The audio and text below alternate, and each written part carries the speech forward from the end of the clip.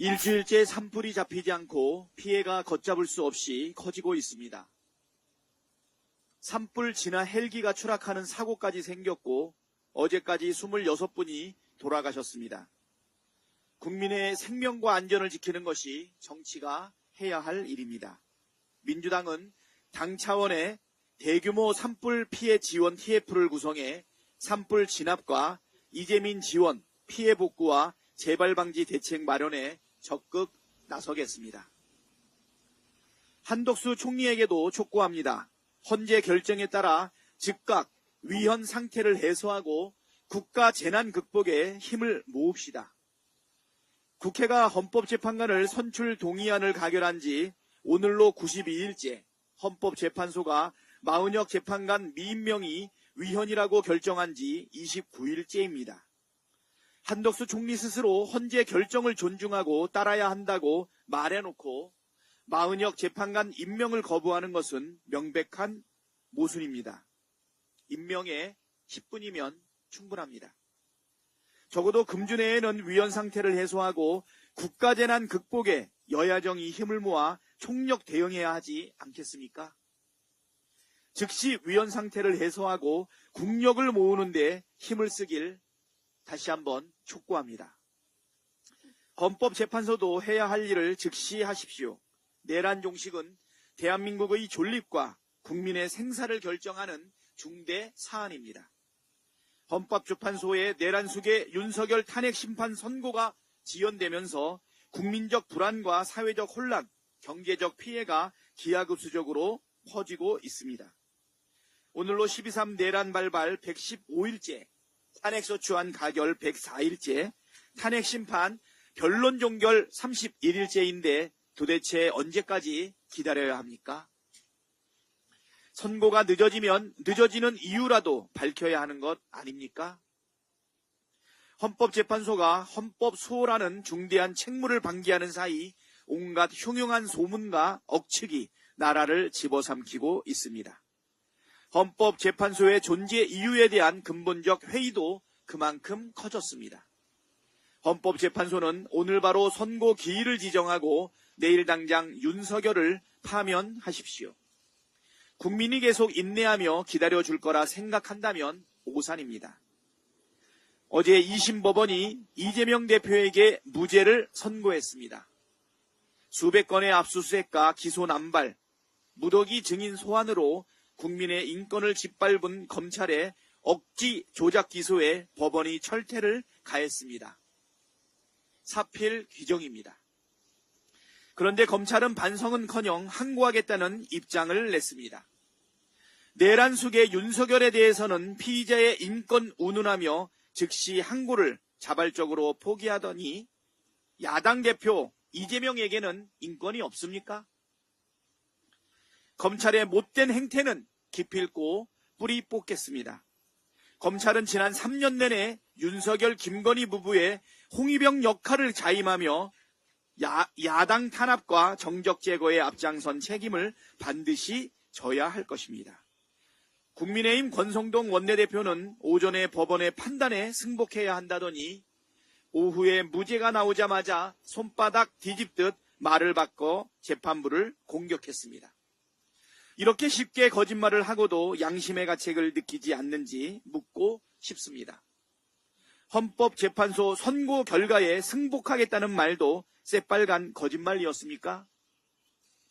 앞으로 권성동 대표가 콩으로 매주를 쓴다 해도 아무도 믿지 않을 것입니다. 부끄러운 줄 아십시오. 네, 초대형 산불로 인해서 최악의 국가 재난 상황이 지속되고 있습니다. 벌써 26분의 국민이 희생됐고 대피 인원만 2만 4천여 명에 달합니다. 산불로 소중한 생명과 삶의 터전을 잃은 모든 분께 깊은 애도와 위로를 전합니다. 정부 당국이 총력 대응을 하고 있다고는 하는데 산불의 확산 속도를 따라잡지 못하고 있습니다.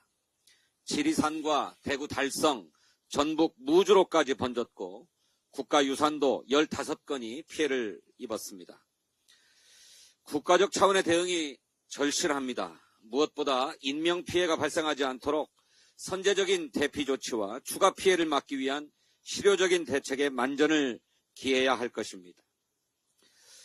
어제는 진화용 헬리콥터가 추락해서 70대 조종사 한 분이 목숨을 잃었습니다. 그 헬기는 지방자치단체가 임차한 것으로 기체의 나이가 30년이 된 노후 기체였다고 합니다. 정확한 원인을 조사해야겠지만 진화용 헬기 노후화와 정비 문제는 어제 오늘 일이 아닙니다. 2023년 기준으로 산림청이 보유한 헬리콥터 47대 중에 기령이 20년을 초과한 헬리콥터가 31대, 66%였습니다. 30년 초과 헬기도 9대에 달했습니다.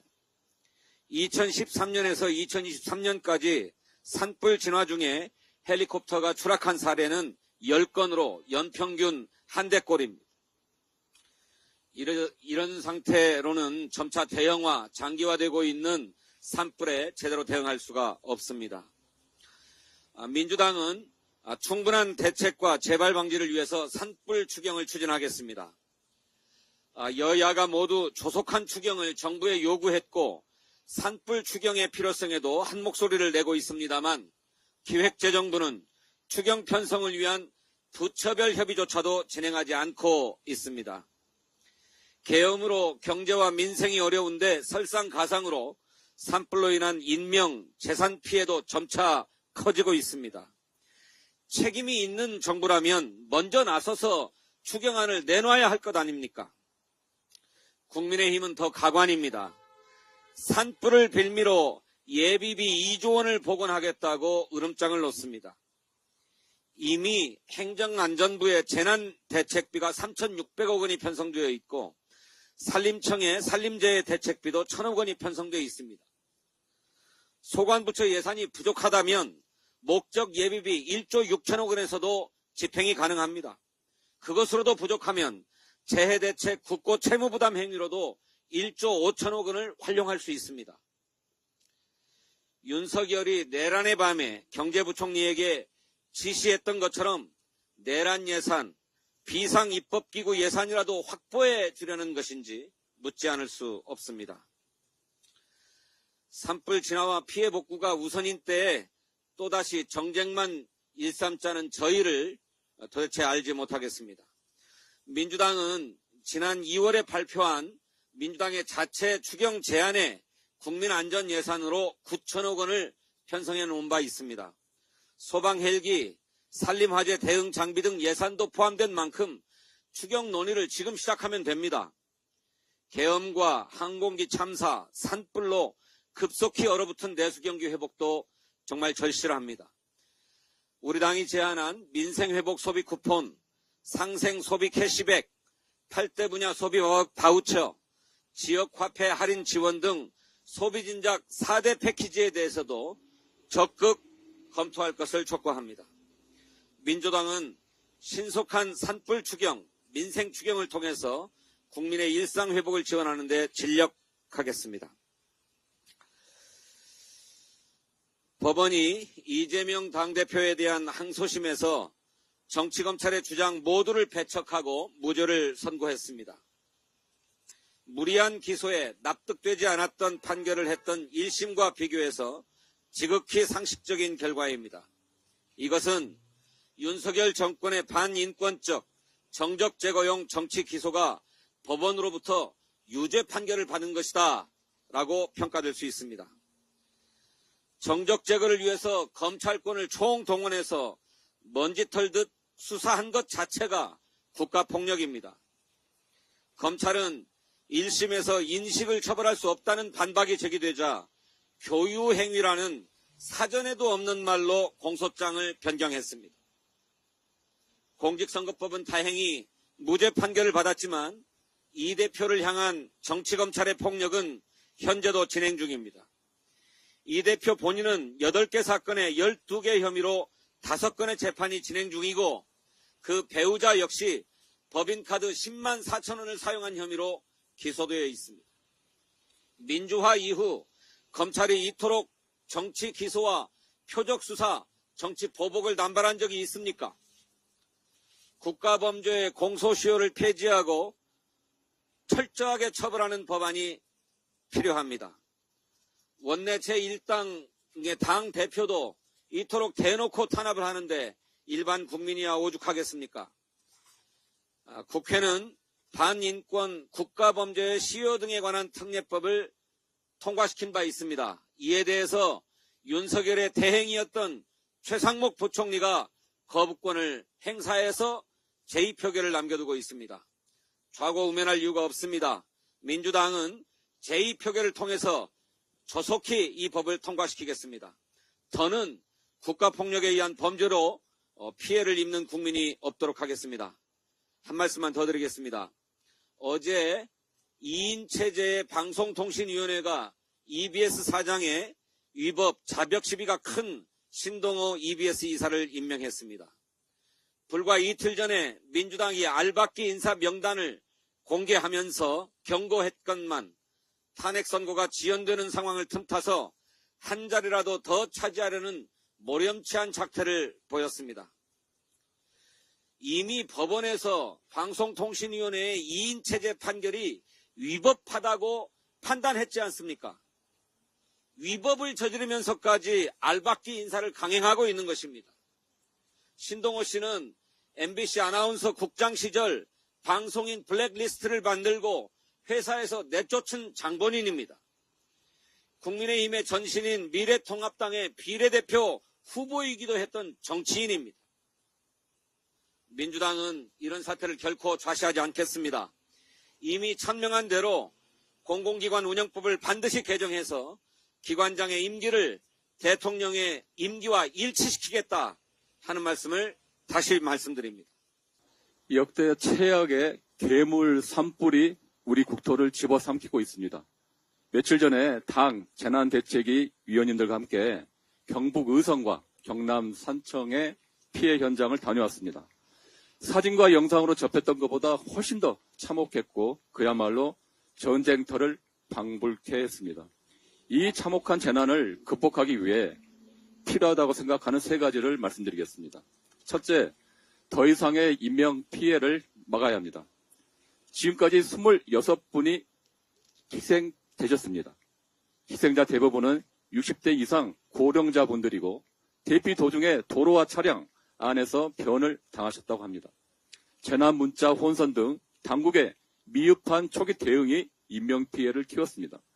국민의 생명과 안전을 지키는 것은 국가의 가장 기본적인 책무입니다. 정부는 추가적인 인명피해가 없도록 만전을 기해야 합니다. 연로한 어르신들이 신속하고 안전하게 대피할 수 있도록 경찰, 소방 등 모든 행정력을 총동원해 주시기 바랍니다. 둘째, 피해 지원에 사각지대가 있어서는 안 됩니다. 갑작스런 화재로 삶의 터전을 잃은 이재민들이 임시 대피소에서 불편하고 힘겨운 나날을 보내고 계십니다. 음식 등 물품 부족으로 애타게 지원을 호소하시는 분들도 있습니다. 국민이 삶의 터전으로 돌아갈 수 있게 지원한 것은 국가의 책무입니다. 정부는 가용 예산과 자원을 총동원해 피해 지원에 단 한 명의 사각지대도 생기지 않도록 해야 합니다. 특별 재난 지역 지정을 적극 확대하고 창녕군과 같이 아직 특별 재난 지역으로 지정되지 않은 지역의 인명 피해에 대해서도 신속한 지원 대책을 마련해야 합니다. 행안부는 재난 대책비와 예비비를 최대한 집행하고 지자체에는 특별 교부세를 과감하게 지원해 주시기 바랍니다. 기재부는 산불 피해 복구와 이재민 지원을 위한 추경안을 서둘러 편성해 주시길 바랍니다. 셋째, 산불 대응 체계를 전면 재정비해야 합니다. 이번 참사를 수습한 뒤에는 지금까지 드러난 재난 대응의 구조적인 문제점을 확실하게 바로잡아야 합니다. 산불 진화 인력을 확충하고 전문성을 체계적으로 강화해야 합니다. 현재 산불 진화대원 평균 연령이 61세로 고령화가 심각합니다. 지급 장비도 턱없이 부족합니다. 대형 소방 헬기 확충은 시급한 과제입니다. 현재 산림청에는 7대뿐인데 그나마 2대는 정비 중이라고 합니다. 이대로는 대형 산불에 제대로 대응할 수 없습니다. 산불 경보와 대피 시스템도 대폭 정비해야 합니다. 산불 접근에 필요한 임도 확충, 나무를 솎아내는 감벌 확대 등 근본적인 산림 관리도 개선이 필요합니다.